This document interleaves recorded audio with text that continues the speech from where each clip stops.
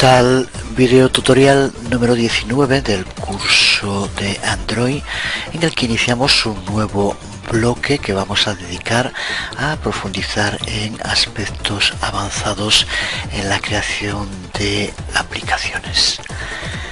Y lo hacemos con uno dedicado a la persistencia de datos y el trabajo con bases de datos mediante el uso de SQLite. La persistencia de datos es un tema importante en el desarrollo de aplicaciones, ya que permite a los usuarios reutilizar los datos en cualquier otro momento. Y para Android hay primariamente tres modos básicos de persistencia de datos, algunos de los cuales ya hemos utilizado en el curso. Existe un primer mecanismo ligero conocido como Shared Preference, que sirve para salvar pequeños grupos de datos emparejados en clave valor. Un segundo sistema es el uso de archivos tradicionales, poder escribir y leer archivos que se encuentren en almacenamientos tanto internos como externos al dispositivo Android. Y el tercero es el sistema de manejo de bases de datos relacionales a través del soporte a bases de datos SQLite con el que cuenta Android. En este video tutorial hablaremos y veremos ejemplos de los tres modos de pervivencia de datos que nos permite Android, aunque nos centraremos fundamentalmente en el trabajo con bases de datos SQLite. Empezamos por el modo más sencillo, para lo que Android nos provee con el objeto Shared Preference, útil por ejemplo para permitir a los usuarios especificar el tamaño de fuente en el que quiere que se muestre la aplicación. Pues usando el objeto Shared Preference salvamos estos datos a través del uso de pares clave valor, que serán salvados automáticamente a un archivo XML. Vamos a empezar con una primera práctica para ver cómo funciona este objeto Shared Preference. Nos demostrará lo sencillo que es salvar datos del usuario en archivo XML y luego recuperarlos fácilmente a través de ese mismo objeto con el uso del método getSharedPreference. Pues vamos allá con el código.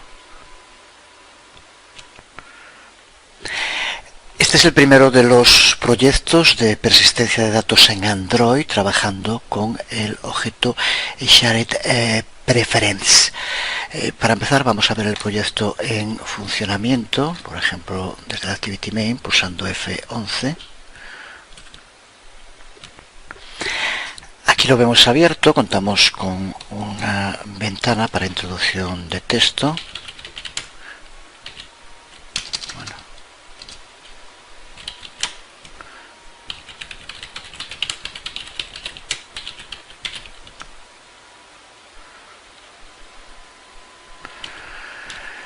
Y aquí contamos con una barra deslizable que permite aumentar el tamaño de texto, como vemos. Y un botón salvar. Si pulsamos sobre salvar y lleva a cabo el guardado de modo correcto, aquí aparece tamaño fuente salvado correctamente. Recuerda que ya dijimos que Shared Preference se adapta bien para guardar por ejemplo las preferencias de un usuario en el tamaño de texto, fuente, color, podrían ser otros ejemplos. Esta preferencia ha sido guardada para un usuario concreto, para mí en este caso. Si ahora cerramos la aplicación y volvemos a abrirla,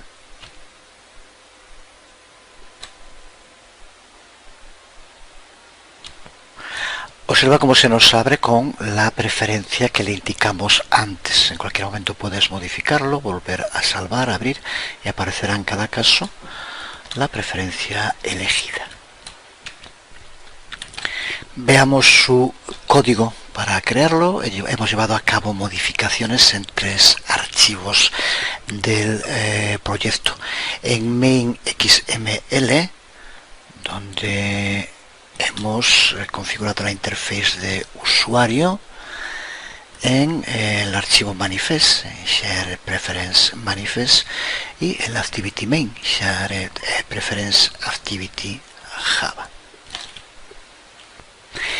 A partir de esta parte del curso no vamos a ir explicando en detalle todo el proyecto, sino solo las partes que realmente importen para lo que estamos explicando. En concreto, el trabajo con el objeto Shared Preference. Esto evita repeticiones y aligera el contenido.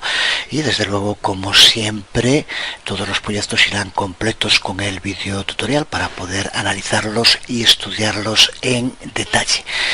Intentaré también incluir en ellos todos los comentarios necesarios para aclarar cualquier duda. En concreto, en este proyecto nos interesa centrarnos en la Main Activity, en Shared Preference Activity en el código, después de declarar los distintos miembros. Y en esta primera parte, que lo que hacemos es configurar la interface de usuario con el editor de texto, botón y demás, que indicamos en main XML, pero que no nos vamos a parar ahora. La clave aquí, como vemos, es el uso del método getSharedPreference.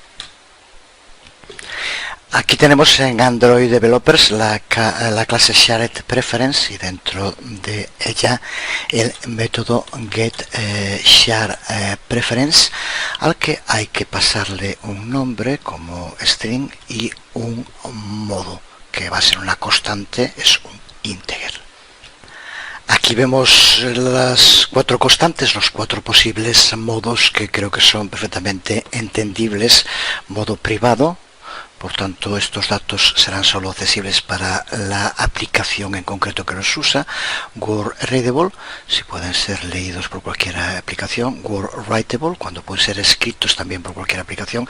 Y Mode Multiprocess, cuando una aplicación que tenga varios hilos, varios procesos que se pueda usar en esos procesos distintos, siempre que utilicen el mismo Shared Preference, desde luego. De nuevo, como dijimos muchísimas veces en la primera parte del curso, profundiza, creo que con esto teniendo claro ya para qué se usa, cómo utilizarlo, cuál es su sintaxis, ahora simplemente profundizar pues es trabajo y nada más, ni siquiera demasiado exigente. Así que por lo tanto, cuando llamamos al método getSharedPreference, tenemos que indicarle el nombre del archivo donde queremos guardar esas preferencias y el modo en el que estas serán abiertas. ¿Qué es lo que vemos en esta parte? Nombre pref es el nombre que le daremos a el archivo donde se guardará la información, y el modo que utilizamos es mode private. Así que por lo tanto se trata de un archivo que solo podrá ser abierto por la aplicación que lo ha creado. A continuación, para entender el funcionamiento de este objeto SharedPreference, además del método getSharedPreference, la clave se encuentra en el uso de la interface editor, que forma parte también de SharedPreference, como podemos ver aquí.